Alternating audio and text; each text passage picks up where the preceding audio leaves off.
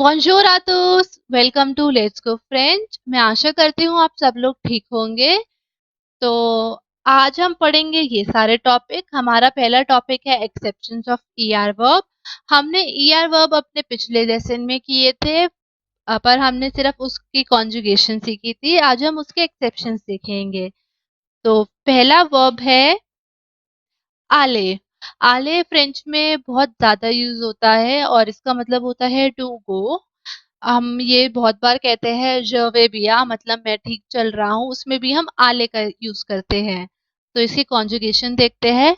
ज के साथ इसकी कॉन्जुगेशन होती है वे, त्यू के साथ होती है वा, इल एल के साथ होती है वा, नू के साथ होती है आलो। पर जब हम इसको प्रोनाउंस करेंगे होगा नूज आलो, क्योंकि एस प्लस वॉवल बनाता है जेड के साउंड। फिर है वूज आले, सेम उसके साथ भी होगा, एस प्लस ए बनाएगा जेड के साउंड। फिर एल एल उसके साथ होता है वॉ। तो आले की कॉन्जुगेशन तो बिल्कुल याद रखनी है आपको, क्योंकि बहुत ज्यादा इंपॉर्टेंट है। ये आगे भी हमारे वर्ब्स में काम आएगी हमारे। तो अगला हमारा वर्ब है मॉन्जे। इसका मतलब होता है टू ईट। इसकी इसकी कॉन्जुगेशन नॉर्मल वर्ब वर्ब की तरह ही होती है, ईआर वर्ब की तरह। बस एक छोटा एक्सेप्शन है, इसमें नो के साथ ई लग जाता है एर, और फिर एंडिंग लगती है। बाकी इसकी एंडिंग सेम ही है, ई, ई एस, ई। बट जब नो आता है उसमें ई के बाद हमारा ई लग जाता है और फिर हमारी एंडिंग लगती है ओ एन एस। बाकी सब इसमें सेम है।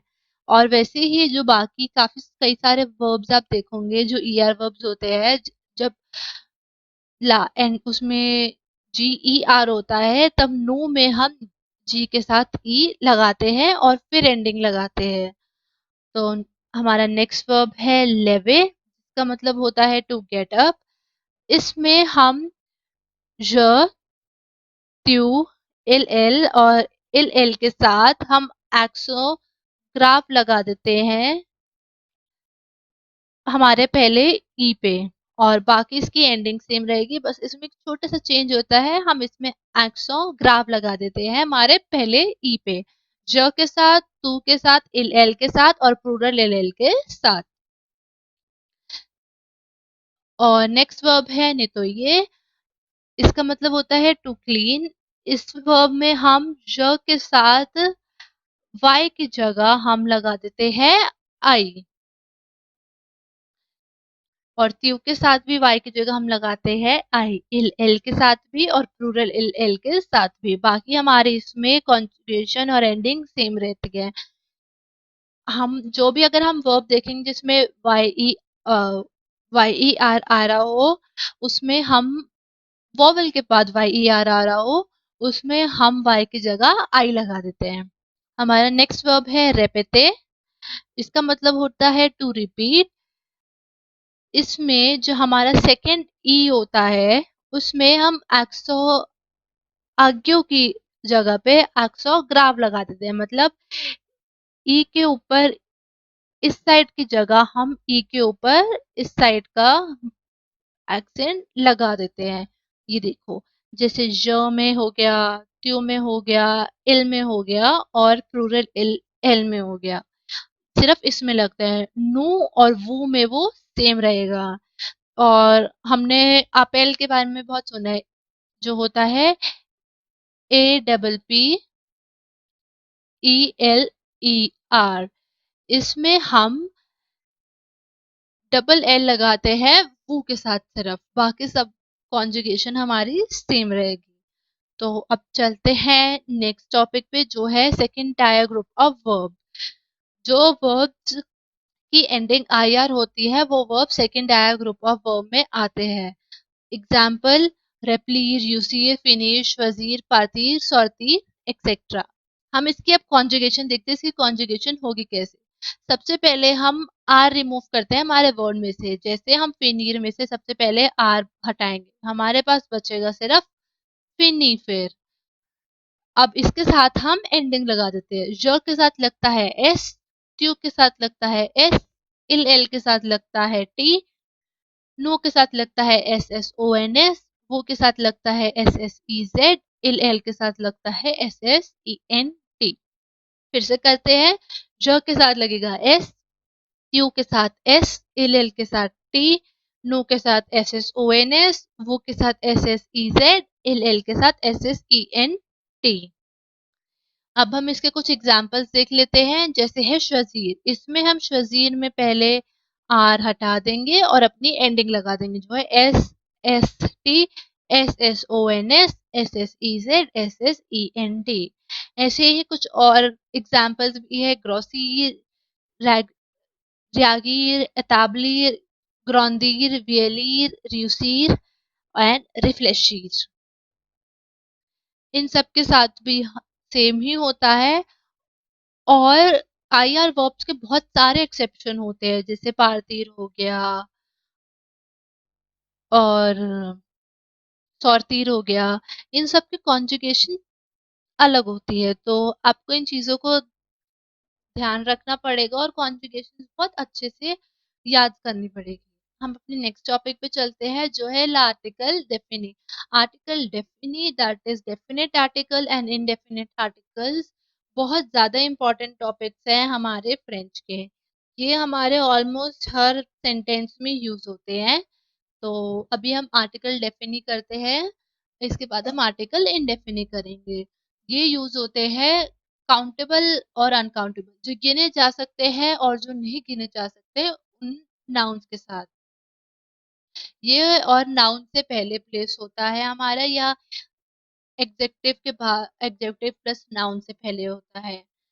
और ये हम यूज करते हैं जब हम किसी टॉपिक या किसी इशू के बारे में बात कर रहे होते हैं, या किसी देश के बारे में बात कर रहे होते हैं। और एक ग्रुप ऑफ लोगों के लिए, ग्रुप ऑफ नाउन के लिए भी होता है। और सुपरलेटिव, दैट इज जो होता है हमारा, जैसे अम, वो सबसे लंबा है, जो हाँ, उन चीजों के साथ भी आर्टिकल डेफिनी यूज होता है। और हम इसके अभी सिंगुलर फॉर्म में मैस्कुलिन नाउन्स के साथ लगता है ल, और फेमिनिन में लगता है ला। और जब भी वॉवल होता है तो एल अपोस्ट्रोफी लगता है, चाहे वो मैस्कुलिन हो या फेमिनिन हो। प्लूरल में लगता है ले, मैस्कुलिन और फेमिनिन दोनों के साथ। फिर से एक बार देखते हैं, सिंगुलर में लगता है ल मैस्कुलिन के साथ और फेमिनिन के साथ ला। वॉवल से पहले या एच की साइलेंट साउंड से पहले लगता है एल अपोस्ट्रोफी। प्लूरल के साथ लगता है ले। एग्जाम्पल देखते हैं, ल लिव्र, द बुक, ला ताब्ल, द टेबल, ला एब्रिकॉट, द एब्रिकॉट। एब्रिकॉट हमारा है वॉवल, तो उसके साथ लगा एल अपोस्ट्रोफ, वैसे ही साइलेंट एच के साथ लगता है ल ओम।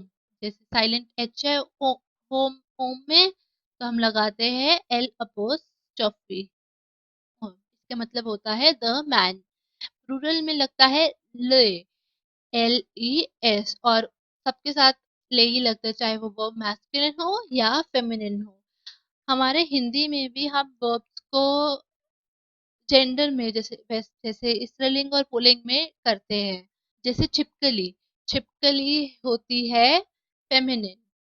घोड़ा, जिसको हम मैस्कुलिन लेते हैं, घोड़ी जो होती है फेमिनिन। ऐसे ही फ्रेंच में भी होता है, ऐसा कुछ इंग्लिश में नहीं होता। इंग्लिश में सबके साथ सेम द ही लगता है, पर हिंदी में भी हम नाउन्स को स्त्रीलिंग और पुल्लिंग में बांटते हैं।